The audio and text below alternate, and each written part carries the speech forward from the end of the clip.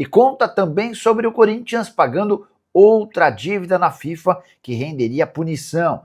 Já Breno Bidon ficou mais perto de uma transferência para o futebol europeu. Últimas de mercado, bastidores, finanças e muito mais. Fala aí pessoal, sou Jorge Nicola, bem-vindos a mais um vídeo do canal, sempre bom ter vocês por aqui, sem perder tempo, pedir para deixar like, se inscrever no canal e ativar as notificações. E a venda de Breno Bidon para o futebol europeu ficou mais factível.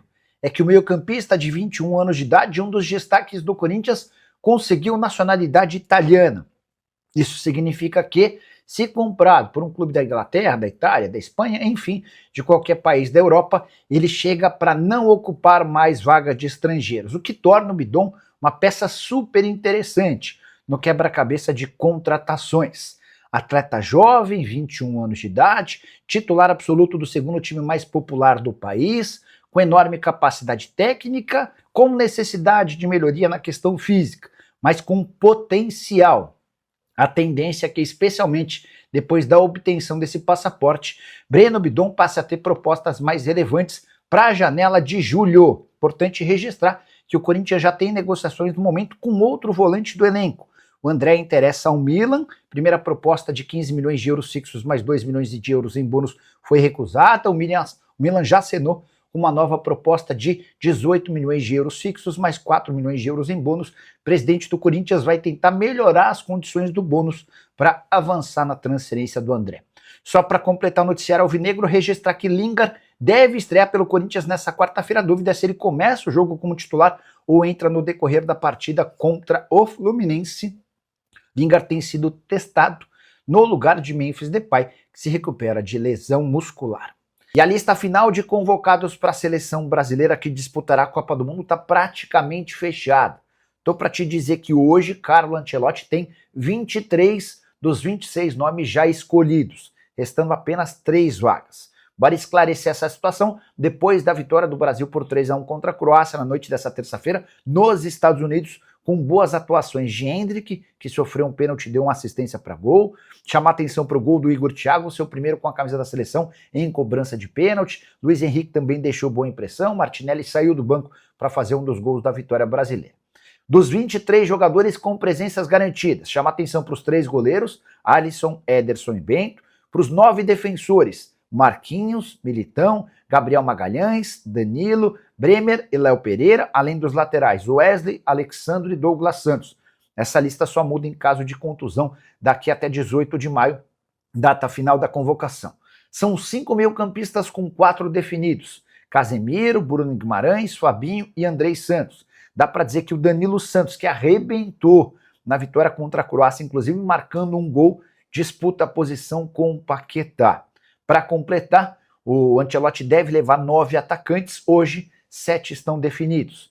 Estevão e Luiz Henrique para a direita, Vini Júnior e Martinelli para a esquerda, Matheus Cunha, João Pedro e Rafinha centralizados. As dúvidas no ataque para as 2 últimas vagas que restam: Neymar, Endrick e Igor Thiago disputando posições. Então, para resumir para você, restam 3 vagas em aberto, uma no meio-campo, que parece estar entre Danilo Santos do Botafogo e Lucas Paquetá do Flamengo, além de 2 vagas na frente, com Neymar, Endrick e Igor Thiago concorrendo por essas 2 posições. Quem você levaria para a seleção? Quem não pode faltar nessa lista? Já usa o espaço para comentário e registre o que você pensa, beleza? Bora falar sobre o Corinthians. E o presidente Osmar Stabile conseguiu pagar mais uma dívida, que poderia se transformar em transfer ban contra o clube. Nas últimas horas, o Corinthians se acertou com o Shakhtar para o pagamento de 5 milhões e 400 mil reais em relação ao empréstimo do Maicon em 2022. Você que tem memória boa deve estar lembrando que a dívida era superior a 7 milhões de reais. E aqui cabe uma explicação. A dívida com juros foi para 7 milhões e 800 mil, mas o Shakhtar ainda devia ao Corinthians 2 milhões e 400 mil pela compra do Pedrinho. Foi por conta disso que o Corinthians, com 5 milhões e 400 mil, conseguiu solucionar esse problema. Importante registrar que o Corinthians já havia sido condenado na FIFA e na Corte Arbitral do Esporte, e tinha menos de um mês para fazer a quitação desses 7 milhões e 800 mil reais, sob risco de nova punição. Tem sido uma praxe do Osmar Stabile desde que tomou posse como presidente, pagamento dessas dívidas para evitar que o Corinthians tenha o seu nome ainda mais sujo no mercado nacional e internacional. Antes de gravar o vídeo, eu conversei com o presidente e perguntei: e aí, como anda a situação do Corinthians hoje, especialmente porque a Ernest Young chegou a dar o clube como na pré-falência, na virada de 2025 para 2026, abre aspas para o Stabile, posso garantir que hoje a situação financeira do Corinthians está bem menos preocupante do que quando eu assumi. O grande desespero são essas dívidas que aparecem do nada na FIFA. A pendência com o Tadieres, por exemplo, está em 44 milhões de reais. Foi o que me contou o presidente Osmar Stabile, se referindo àquela compra feita do Corinthians junto ao Tadieres de Rodrigo Garro.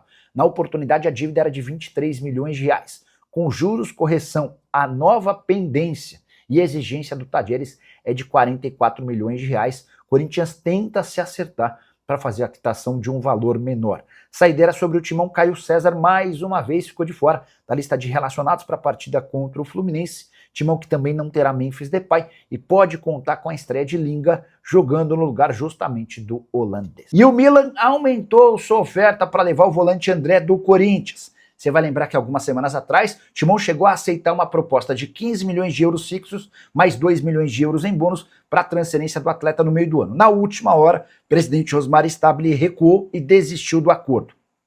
Milan chegou a cogitar a FIFA para exigir que o negócio fosse adiante. O clube italiano recuou e vai apresentar nessa semana uma nova proposta de 22 milhões de euros, sendo 18 milhões de euros fixos, mais 4 milhões de euros em bônus. Um baita acréscimo em relação à primeira proposta, o que mostra que o Stabile acertou lá atrás ao rejeitar a oferta. A gente está falando em 108 milhões de reais fixos, mais 24 milhões de reais em bônus, atrelados à performance do jogador no futebol italiano. Vale a lembrança de que essa grana é apenas pela parte do Corinthians, que é de 70% dos direitos econômicos. O André e o Diogo Silva, seu representante, abriram mão dos 30%.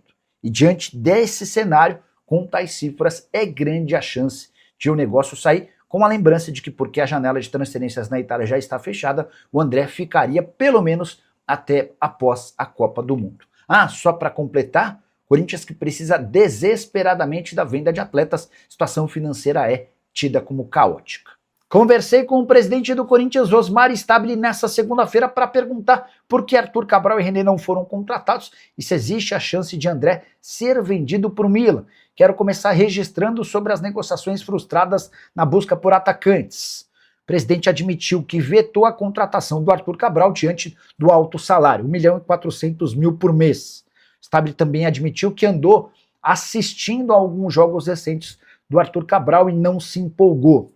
Em relação ao René, jogador que havia sido aprovado pela comissão técnica e pelo pessoal do scout, o negócio emperrou com a exigência da Lusa da obrigação de compra de 1 milhão de euros no fim da temporada. Esse custo superior a 6 milhões de reais causou preocupação no presidente corintiano, que optou por fechar a janela doméstica de transferências sem a contratação de atacantes e também de goleiro. O Timão buscava já há algumas semanas um reserva imediato para o Hugo Souza. Tudo em nome da estabilidade financeira. Corinthians que vem sofrendo bastante com a quantidade de contas que surgem para pagar. Para completar, perguntei para o Stabile se existe uma nova proposta do Milan pelo André. A oferta oficial ainda não foi apresentada. O que se sabe é que o representante do jogador trará nos próximos dias uma nova modalidade, um novo negócio do Milan.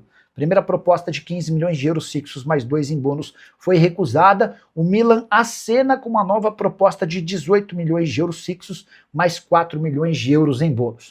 O presidente preferiu só falar sobre o tema assim que o papel timbrado chegar, mas fiquei com a impressão de que o negócio, diante dessas circunstâncias, vai acontecer. André, de 19 anos de idade, enorme potencial, mas que sofre com frequência com lesões. E diante desse cenário, com tais cifras, tudo se encaminha para que o negócio aconteça.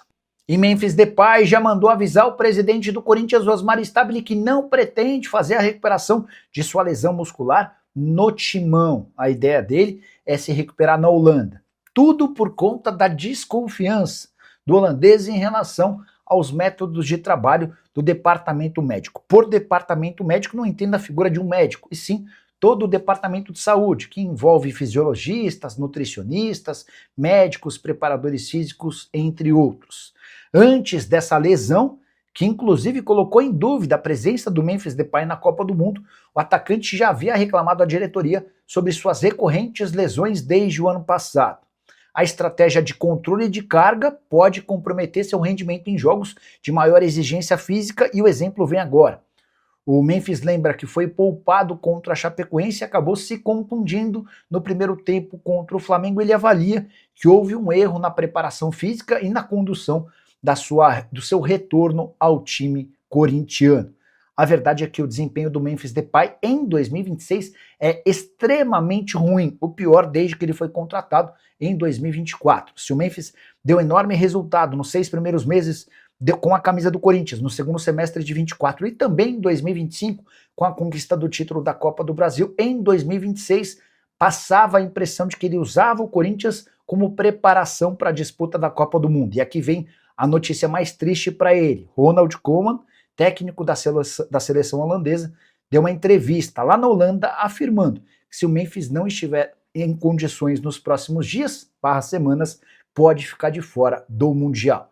O jogador sofreu uma lesão grau 2 e tem um período de recuperação entre 1 e 2 meses. Gostaria muito de te ouvir a respeito do assunto, até porque enquanto discute com o Corinthians se vai fazer seu tratamento na Holanda ou no Brasil, o Memphis segue ganhando 6 milhões de reais por mês. O grande problema é que o Corinthians deve mais de 40 milhões de reais ao jogador, o que certamente diminui a sua capacidade de exigir que o Memphis faça o tratamento no clube. Já usa espaço para comentário e registra a sua opinião, só não esquece de deixar like e de se inscrever no canal. Minha família, chegando aí com mais um giro de notícias do Corinthians, pra você ficar atento e antenado sobre tudo que está sendo falado, especulado, informado, noticiado nos bastidores do maior clube do Brasil. Então peço humildemente para você chegar aqui dando like nesse vídeo, se inscrevendo no canal, ativando o sino das notificações para ficar sempre atualizado sobre tudo que está sendo falado, especulado, informado, noticiado no maior clube do mundo, combinado? A gente vai deixando o nosso grupo, nosso coisa por aqui. Um grande abraço para você, nos segue para mais e até o próximo vídeo.